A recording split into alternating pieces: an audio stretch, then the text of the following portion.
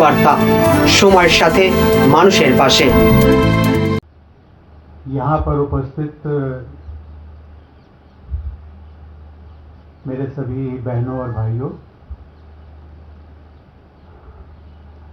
ये कैसा संयोग है कि जब मैं रूड़ा आता था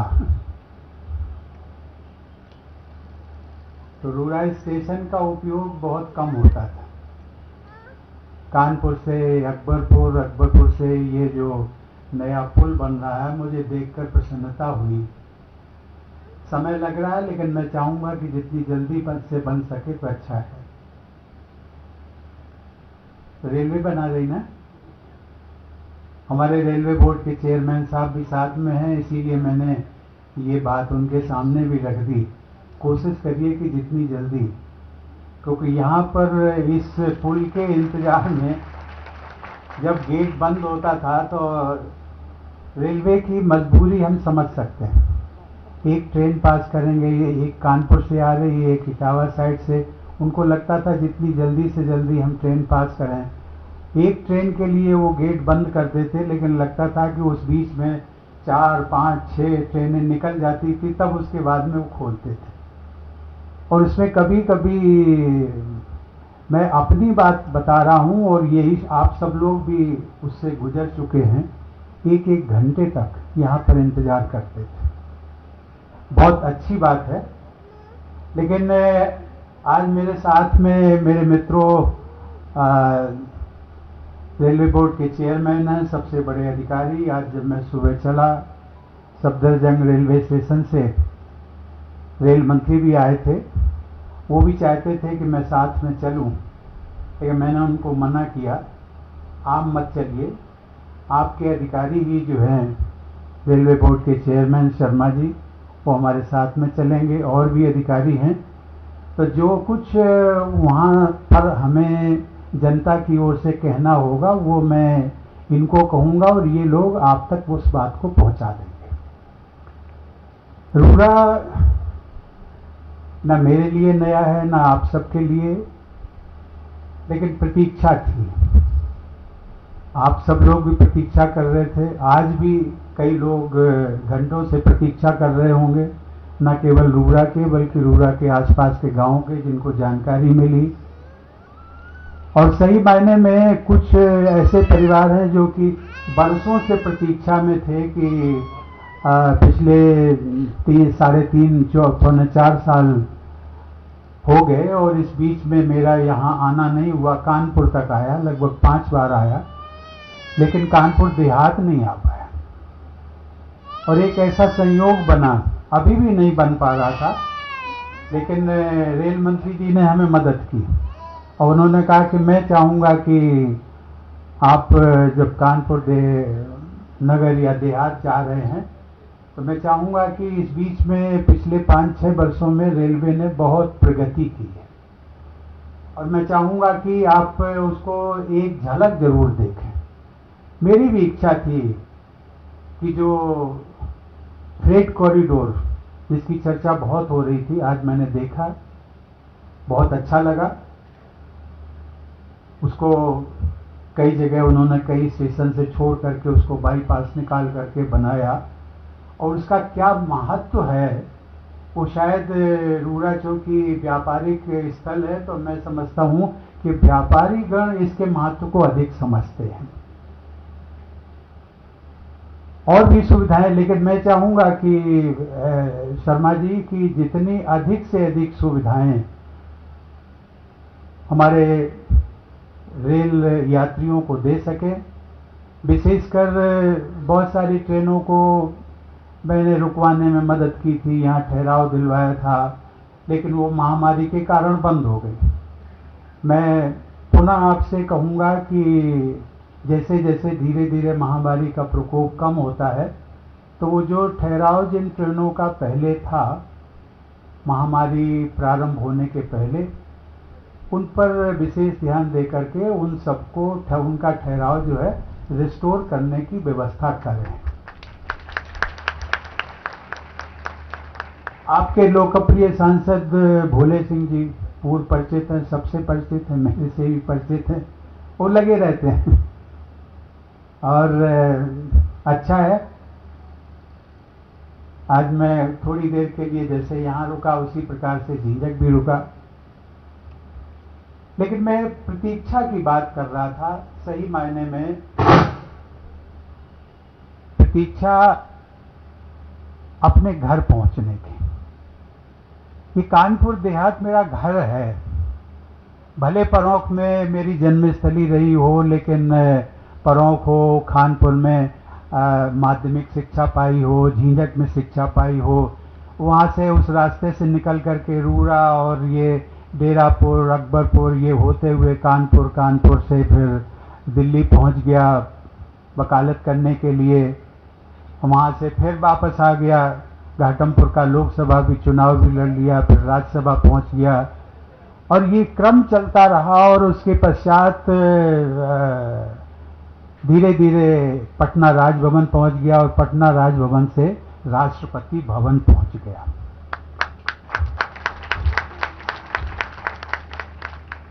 ये रास्ता, ये जो एक गाथा है, संघर्ष की गाथा, लेकिन मुझे प्रसन्नता होती है कि मैं एक ग्रामीण परिवेश से निकल करके आया और यदि संघर्ष के माध्यम से, आप सबके आशीर्वाद से, और ये प्रतीक्षा मैं कर रहा था कि मैं अपने घर कब पहुंचूं, नज़दीक से नज़दीक स्थल पर कब पहुंचूं और उन सब का। हमारी संचालिका महोदय कह रही थी कि मैं आशीर्वाद देने आया हूं। गलत बात है, आशीर्वाद देने नहीं, मैं आप सबका आशीर्वाद लेने आया हूं।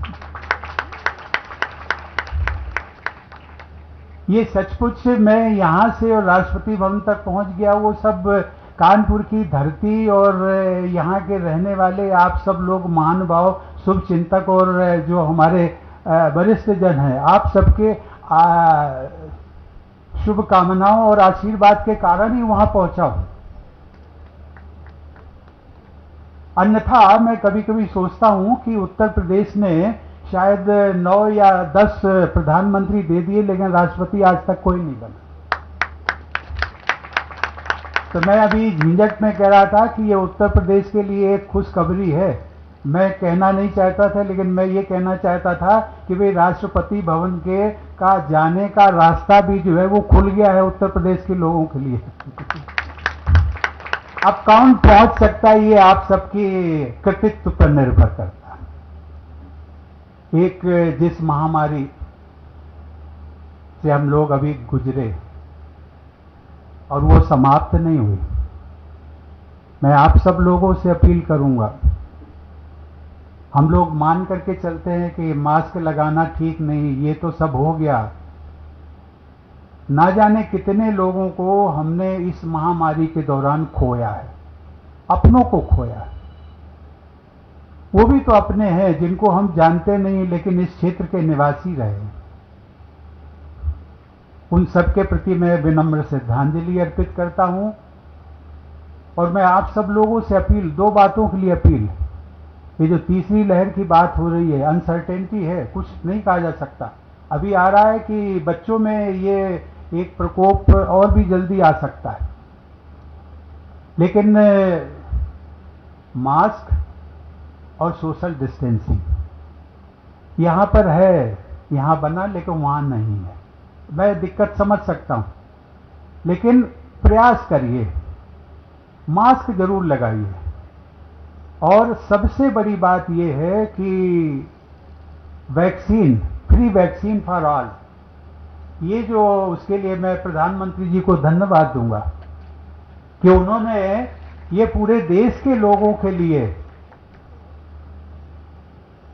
फ्री वैक्सीन, और ये फ्री वैक्सीन जो है ये हम सब लोगों के लिए जीवन कवच है। ये जरूर लगवाइए। मुझे पता नहीं कितने, मैं तो जिलाधिकारी महोदय यहीं पर हैं, मैं आपसे निवेदन करूंगा और हेल्थ डिपार्टमेंट से भी, आप उत्तर प्रदेश स्वास्थ्य मंत्री से भी बात करें और प्रयास करिए कि यहाँ पर फ्री कैंप लगा, फ्री तो लगेगा ही, लेकिन कैंप लगाया जाए। हाँ, वो कुछ भ्रम की स्थिति भी थी, अब तो बहुत कुछ दूर हो गई है। वो बहुत जरूरी है। जान है तो जहान है।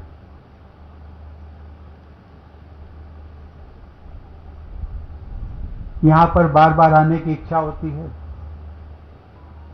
लेकिन है मर्यादा है, पद की मर्यादा है, और भी कई मर्यादाएं हैं। और एक बार मैंने कहा था कि किसी ने कहा कि आपके लिए क्या परेशानी क्या है, आप तो हमारे यहाँ 1 घंटे के लिए आ जाइए। तो मैंने कहा कि लगता है आपको कि 1 घंटे के लिए, हमें भी लगता है कि 1 घंटा कोई बहुत बड़ी बात नहीं होती है, लेकिन 1 घंटे का खर्चा जो आता है वो टैक्स पेयर पर लगेगा। अब वो टैक्स पेयर आप सब लोग हैं, और 1 घंटे का किसी विजिट में देश के किसी कोने में जाने में अलग अलग अंतराल दूरी पर है, लेकिन एक बार मैंने जो उसका मोटा मोटा इसका कोई एक सही तथ्य वो कैलकुलेशन नहीं आया, लेकिन ऐसा लगता है कि 15 से 20 लाख रुपया 1 घंटे जाने का पूरे प्रशासन पर खर्च हो जाता है। और वो किसका पैसा है? हमारा है, आपका। और यही पैसा यदि विकास के कार्यों में लगे तो राष्ट्रपति जी को यहाँ रूड़ा आने की क्या जरूरत है? मैं तो कहता हूँ कि यदि मुझे 4 बार आना हो तो यहाँ पर 60 से 70 लाख रुपया वो अगर विकास कार्यों में लग जाए तो हमें बड़ी खुशी होगी।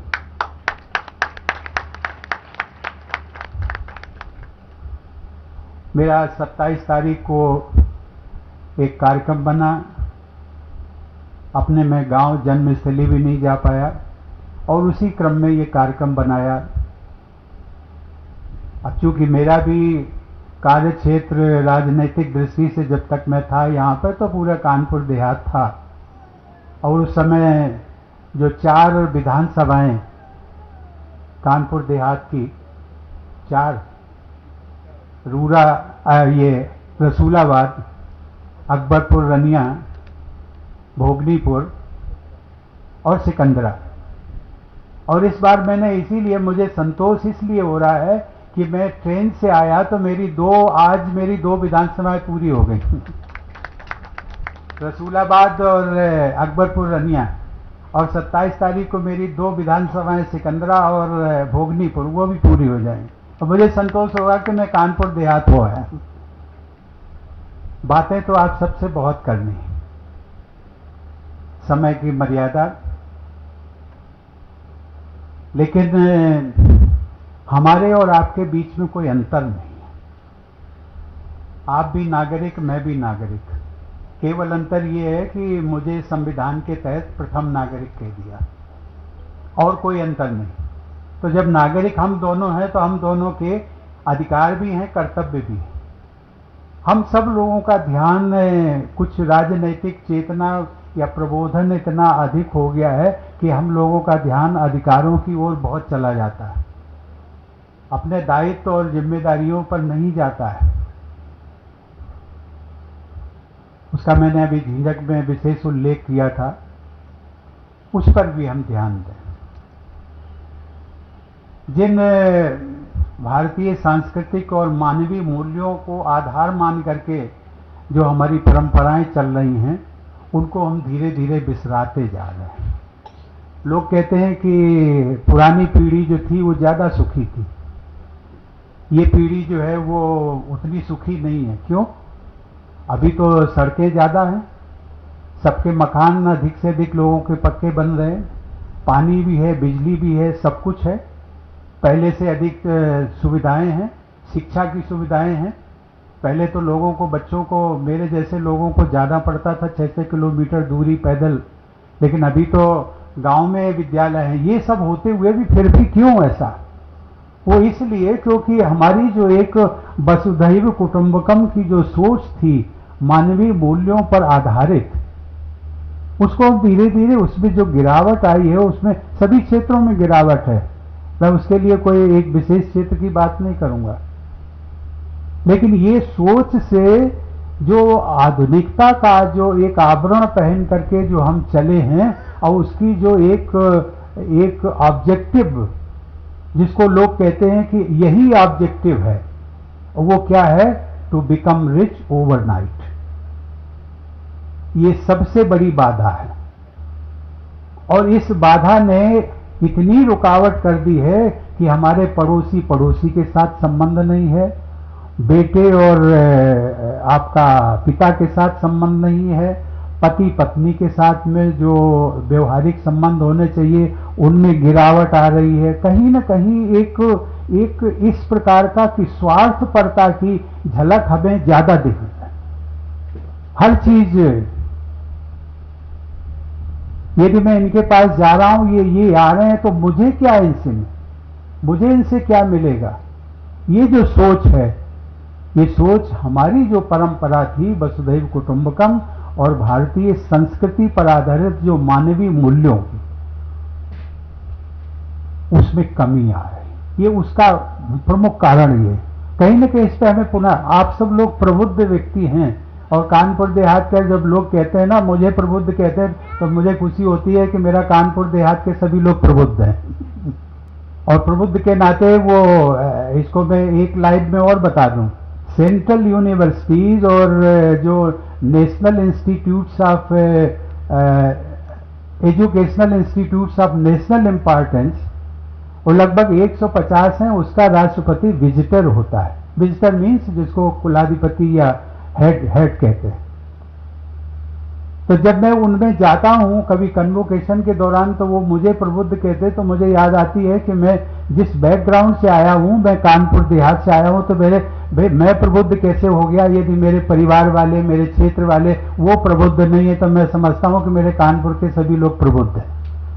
और इसीलिए मैंने ये संक्षेप में एक आप सब लोगों के लिए इशारे में मैंने बात कही है। जब मैंने नागरिक की बात कही, तो मुझे लगता है मित्रों, हम सबको एक जागरूक और समझदार नागरिक, जिसमें कि सोचें तो सबके लिए सोचें, करें तो सबके हित के लिए करें। उसमें देश का हित अगर छुपा है तो उसमें हमारा हित भी सार्थक होगा। फिर इसी उम्मीद के साथ में हम लोग कभी मिलेंगे। आप सबका मुझे आशीर्वाद मिला, थोड़े समय के लिए आया, बेहद प्रसन्नता हुई। सबको नमस्कार, ধন্যবাদ। সাবস্ক্রাইব করুন যুগ বার্তা, ক্লিক করুন অ্যাপের বেল আইকন। আমাদেরকে বহু মানুষের কাছে পৌঁছে দেওয়ার জন্য লাইক, কমেন্ট এবং প্রচুর শেয়ার করুন। সঙ্গে থাকুন আমাদের চ্যানেলে আপনার সংস্থার বিজ্ঞাপনের জন্য যোগাযোগ করুন 8391938440 এই নম্বরে।